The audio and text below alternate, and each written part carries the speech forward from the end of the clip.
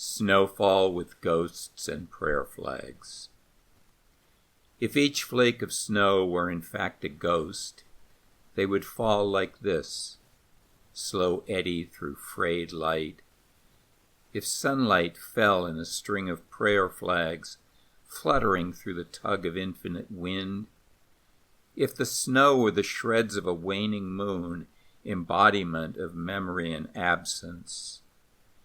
if snow were an incarnation of absence, if it fell out of the dimension where ghosts walk in the shadows of an afternoon moon, like this afternoon's, only the light is monochrome negative.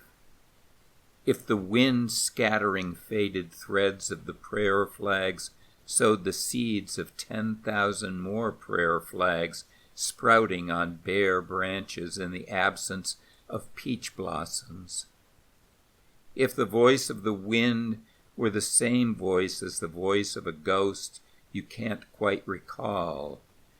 if the silver light falling through snowfall were in fact moon's memory, if the dark side of the moon were a place for the forgotten,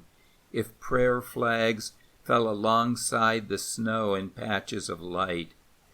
if a poem could exist without absence,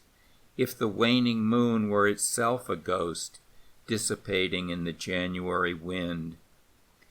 if the breath could reconcile with the wind, if the eyes could reconcile with the moon, floating in distance and vastness, a ghost turned to solid memory, as prayer flags disintegrate to intention, as absence is the shadow cast by falling snow, as light dispersing is always already light in every corner, carried by the wind. Presence of snow swirled in thin air, the absence of snow lying on the wet grass, the moon past the pale of the pale blue sky, the prayer flags giving off threads to recollect each ghost.